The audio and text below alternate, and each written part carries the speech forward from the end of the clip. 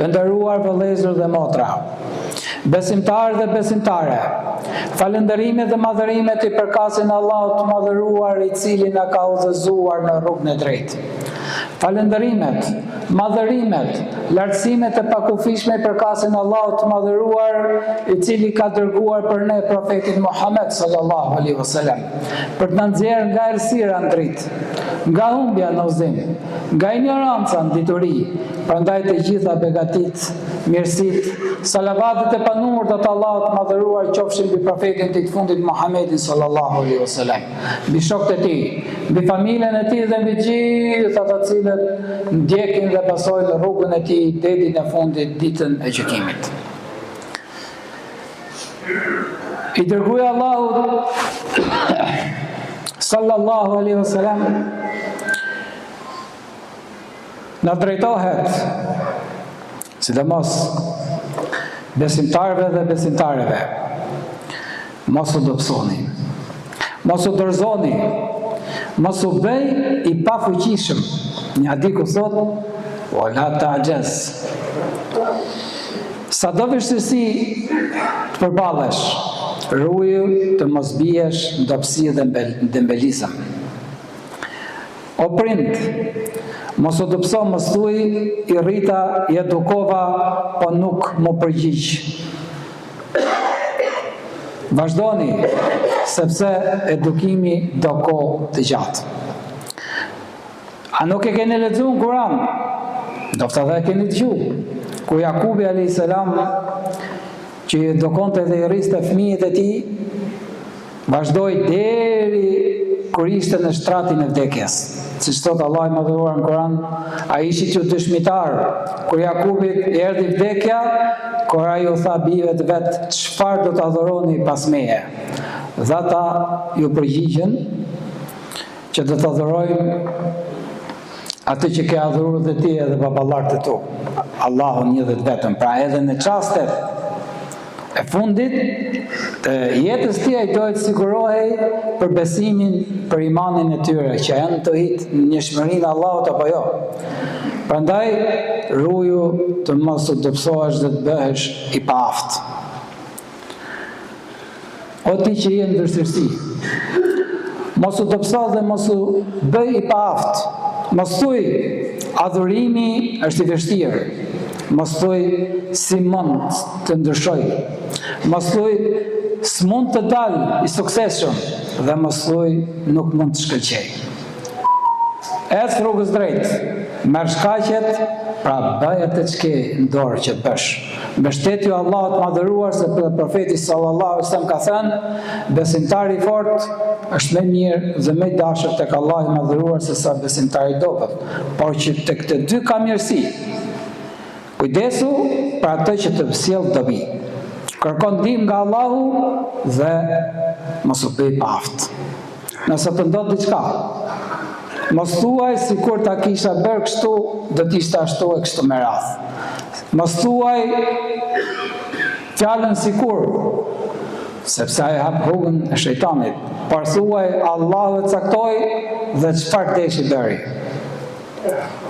Imani, besimi dhe mirësia janë të secili, por i forti është më i mirë dhe më i vlefshëm. Edhe më afër Allahut me veprat dhe punët e tij. Pastaj profeti sa thot, kujdesu për atë që të sjell dobi. Ne shohim sot në këtë botë, shpërqendrimet janë të shumta dhe ka shumë gjëra që nuk të bëjnë dobi. Futesh, si që humbasin sot njerëzit kohën me telefona, sa po hap një video apo reels, sa çfarë quhen ato, pastaj të dalin gjithmonë video të ngjashme. Hap për shembull për futbollin, nuk hap më atë celularin, sa shoj ke gjithë videot, apo hap për një serial e njëjta gjë. Sekuenca, algoritme që e kuptojnë se çfarë do njeriu. Deri këtu kanë arritë. Dhe pastaj ti servirin me radhë për mbajtjen e tyre. Dhe pastaj çfarë ndodh? Sot fëmijët, djemt apo vajzat, merren me gjëra dhe prekupohen me ato që nuk u bëjnë dobi. Për këto gjërat e kota, në faktikisht janë shumë të aftë, kurse për gjërat e dobishme tregohen të pa aftë. U dalin këto video për këto relëse në celullare dhe folu gjithë ditën ti për ata i kanë veshët të mbyllur. Prandaj kujdesu për atë që të bën dobi. Dobi për ty, dobi për familjen tënde, dobi për vëllezërit e tu, dobi për muslimanët. Profeti sa më thot, më i miri i njerëzve është ai që u sjell më shumë dobi njerëzve. Disa njerëz i gjejmë sot që thot nuk më interesojnë fare tjerë. Vetja, a jam në rregull për vetëm? Nuk më interesojnë. Ku është dobia për vëllezërit muslimanë për motrat? Jeta në këtë botë do patjetër. Jep që të marrësh, bë mirë që të kthehet e mira. Mëshiro që të të vijë mëshira edhe te ti. Jep sadaka që të kesh bereqet në risk. Mbaj lidhje fare fisnore që të kthehet në emër të mirë, me jetë gjatë, me risk të gjerë dhe moral të mirë. Pra, kujdesu për atë që të bën dobi dhe kërkon ndihmë nga Allahu. Sepse ndihma, mbështetja dhe kërkesa bëhet vetëm nga Allahu i madhëruar. Kërkon ndihmë nga Allahu i madhëruar edhe nëse je i fortë, edhe nëse je i pasur. Sepse përpara Allahut je i dobët, je i varfër, mos kërkon ndihmë nga askush tjetër. Nëse kërkon ndihmë nga Allahu i madhëruar, njeriu kërkon ndihmë nga Allahu dhe i jepet sukses.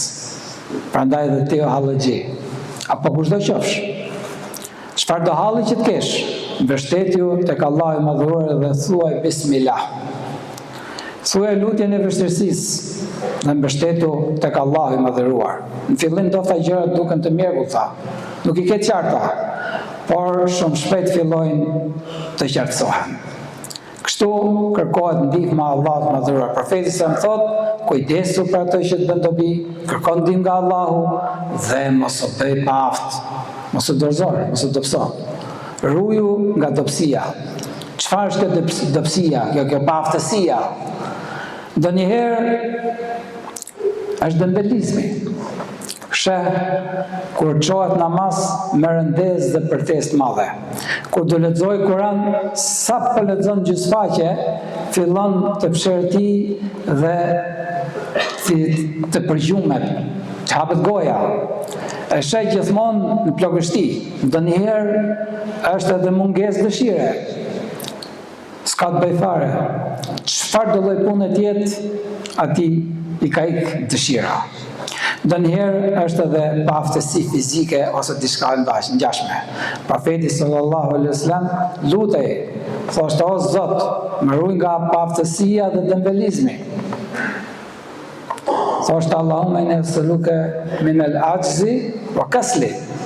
Prandaj kthehemi tek fjala e profetit sallallahu alaihi wasallam që tha në fillim, besimtari i fortë është më i mirë, më i dashur tek Allahu i madhëruar se sa besimtari i dobët. Pra ruaje shëndetin që të jesh i fortë në ibadet, në adhurim, i fortë në lexim Kurani, i fortë në thirrje tek Allahu i madhëruar, i fortë në këshillim.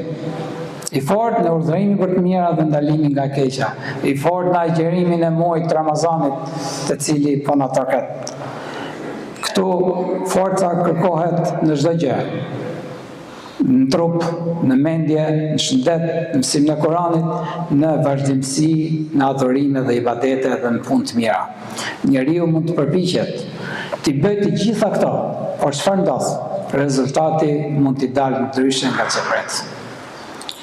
Tregtim e humbje, ndërtim ku duken defekte, fëmijët që s'marrin mësim, ose nxënësi që studion, lodhet, por rezultati nuk del ashtu siç duan prindërit. Atëherë çfarë bën besimtari? A vërtet, a çmendet, a lun mensh? Jo. Por nëse të ndodh diçka thuj, Allahu e caktoi dhe çfarë deshi bëri. Qaddar Allahu ma sha'a fa'al. Mos të sikur ta kisha bërë kështu, do të ishte ashtu, ikoja, maroj. Sepse sikur tham që fillim hap punën e shejtanit, hap rrugën e shejtanit. Dhe nga gjërat e kota sot, disa njerëz Edhe ju i keni dëgju, kur shkojmë për ngushëllim, troni vetë, se hasi vdiq filani, po i kishe i smunje dhe vdiq. Shumë gabim sot, ta kishë që ke filan doktor, ta kishë që jashtë shtetit, të me akuru. Iko, vdiq e i. Mos thuj mos i kur, se lëndon dhe tjerët, i banda ata të bëhen pishman, e të ngeli pishman gjithë jetës. Por, me fjallën, si kur, po flet me gjuhën e shejtanit. Profeti se më tha, sepse si kur hap rrugën e shejtanit. Prandaj, muslimani përmbahet porositë profetit se dhe merr shkaqet. Besimtari gjithmonë merr shkaqet që t'jeti fort.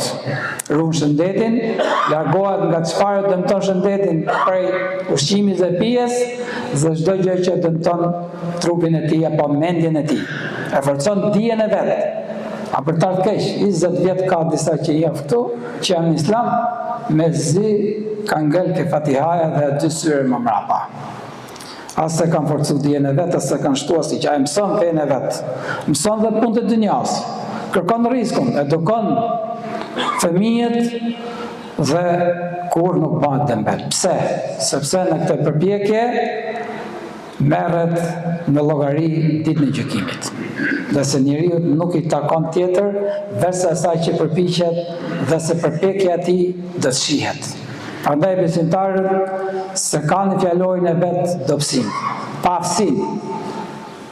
Dhe kthehemi dhe herë tek hadithi i profetit ku thotë dhe mos u bëj paft. Pra, kërkoni ndihmë nga Allahu, mbështetju atij, mësoni djemt dhe vajzat tuaj, lodheni ata me adhurim dhe ibadet, përkrahuni me fjalë, edukojeni, bëni durim. Durimi është çelësi i çdo suksesi. Mos i lini t'i edukojnë rrjetet sociale, mos i lini dorët atyre se kanë dështuar që pa fillu. Mos u dëshpëroni, kërkoni ndihmë nga i Madhi Zot dhe me dua, me vepra të mira në adhurim dhe ibadet. Tregohet nga Abu Huraira radhiyallahu anhu se disa nga fukaret e sahabëve të varfrit erdhën tek i dërguari Allahu sallallahu alaihi wasallam dhe i thanë: "O i dërguari i Allahut,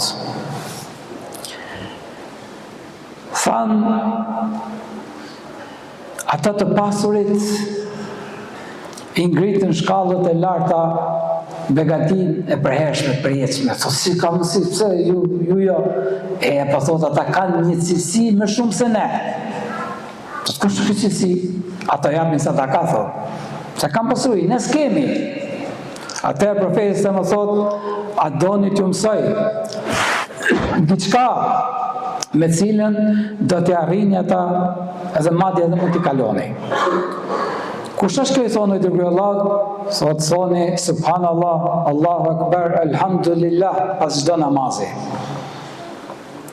Nga 33 herë. Edhe këto filluan.